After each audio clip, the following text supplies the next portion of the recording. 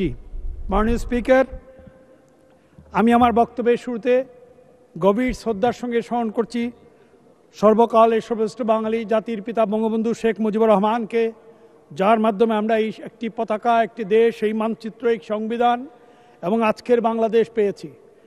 আমি গভীর কৃতজ্ঞতার সঙ্গে স্মরণ করছি যারা মুক্তিযুদ্ধে ৩০ লক্ষ শহীদ জীবন দিয়েছেন এবং আমাদের যে মা বোন সম্ভ্রম দিয়েছেন, তার জন্য আমি তাদের কাছে গভীর কৃতজ্ঞতায় মাথা নত করছি।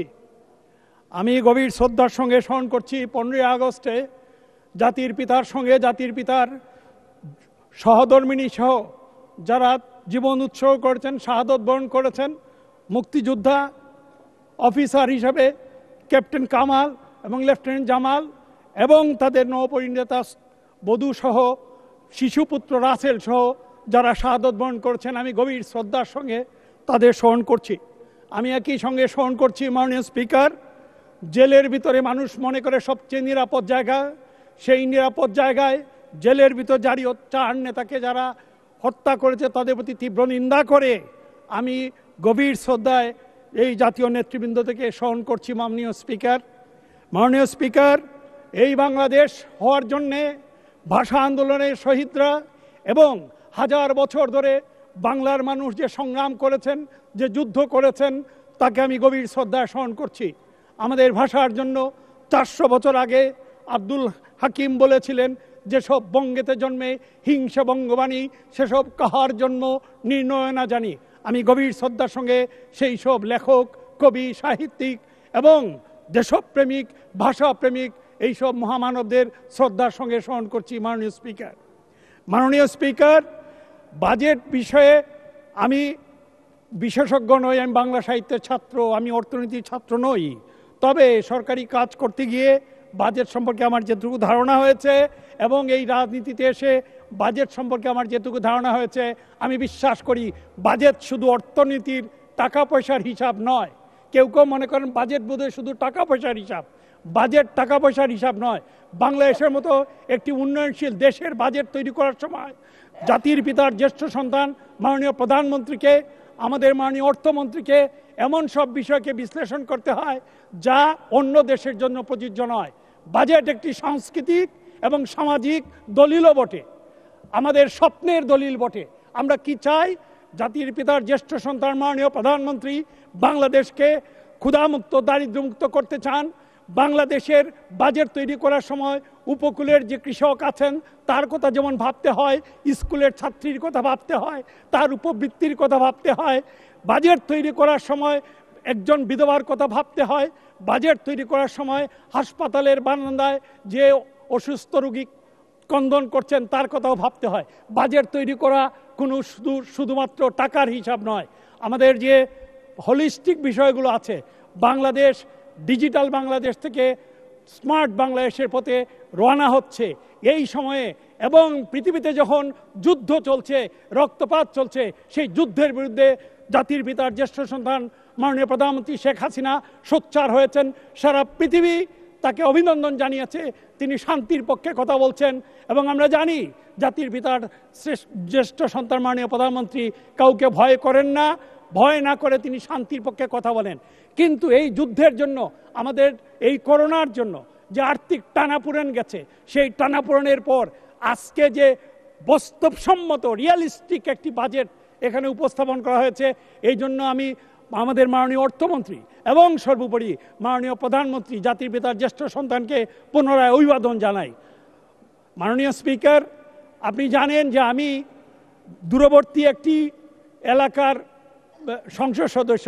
মাননীয় স্পিকার, সীমান্তের কাছে সুনামগঞ্জ 4-এ দরিদ্র জনগোষ্ঠীর আমি একজন প্রতিনিধি। মাননীয় স্পিকার, উন্নয়ন অভিযাত্রার বাংলাদেশ এখন যে স্তরে পৌঁছেছে, সুনামগঞ্জ 4 আসনের সুরমা নদীর অববাহিকায় যারা বাস করছেন সুনামগঞ্জ সদর এবং বিশ্বম্বরপুরে, তারা এখনও এ পর্যায়ে আসার জন্য সংগ্রাম করছেন এবং তারা জানেন মাননীয় প্রধানমন্ত্রী বলেছিলেন যদি গোপালগঞ্জের উন্নতি হয় সুনামগঞ্জের উন্নতি হবে।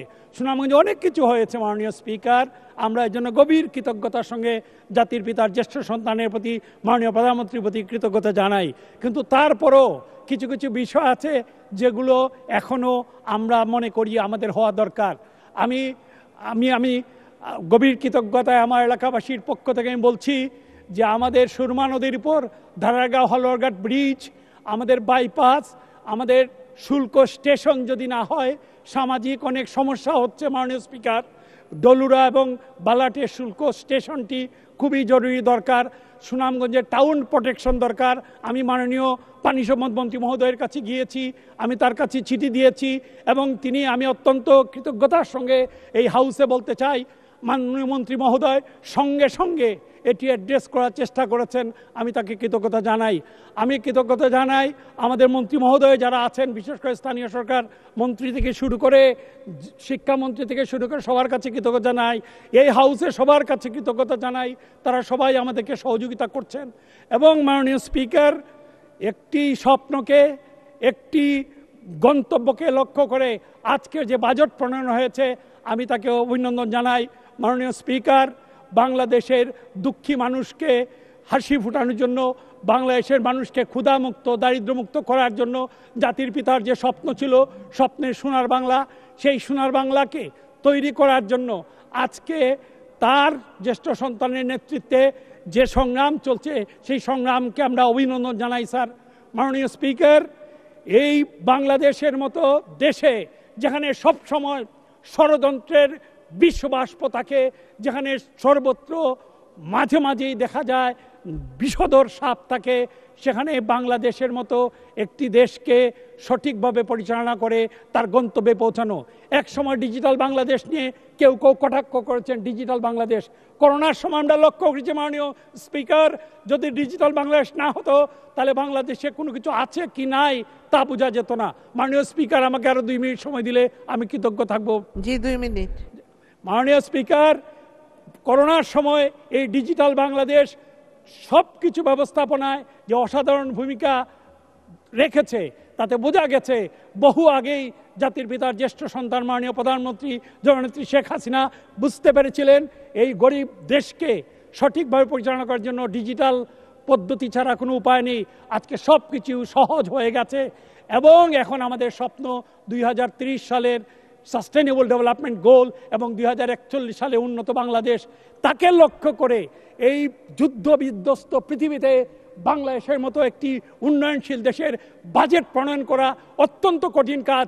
আমি গভীর কৃতজ্ঞতার সঙ্গে মাননীয় অর্থমন্ত্রী সহ আমাদের এনবিআর এর কর্মকর্তারা সহ আমাদের অন্যান্য যারা এসবের জন্য কাজ করেছেন, দিবারাত্র কাজ করেছেন, তাদেরকে আমি ধন্যবাদ এবং কৃতজ্ঞতা জানাই। এবং যার নেতৃত্বে এই বাজেট এখানে উপস্থাপিত হয়েছে তার দেশপ্রেম নিয়ে পৃথিবীর কেউ প্রশ্ন তুলতে পারবে না। তিনি তার কাছেই বাংলাদেশ নিরাপদ, তিনি জানেন বাংলাদেশের গন্তব্য কোথায়, বাংলাদেশে কোথায় নিয়ে যেতে হবে। জীবনের ঝুঁকি নিয়ে তিনি বারবার বাংলাদেশের জন্য কথা বলছেন। পদ্মা সেতু তৈরি করার সময় দুর্নীতির দোহাই দিয়ে যখন টাকা উঠিয়ে নিয়ে গেল তখন সবাই মনে করলো বাংলাদেশ পদ্মা সেতু তৈরি করে তো দূরে থাক, পদ্মা নদীর উপর একটি বাঁশের সাঁকুও তৈরি করতে পারবে না। বাংলাদেশ পদ্মা সেতু তৈরি করেছে, বিশ্ব ব্যাংকের গাড়ি পদ্মা সেতুর উপর দিয়ে যাচ্ছে। বাংলাদেশের কাছে, পৃথিবীর কাছে এটি একটি বাস্তবতা মাননীয় স্পিকার। সুতরাং এই যুদ্ধ বিধ্বস্ত সময়ে আমরা বিশ্বাস করি বাংলাদেশের মুক্তিযুদ্ধ শুধু 71-এ শেষ হয়ে যায় নাই, বাংলাদেশের মুক্তিযুদ্ধ 75-এ শেষ হয়ে যায় নাই, অদ্যাবধি বাংলাদেশের মুক্তিযুদ্ধ চলছে, বাংলাদেশের মুক্তিযুদ্ধ চলবে।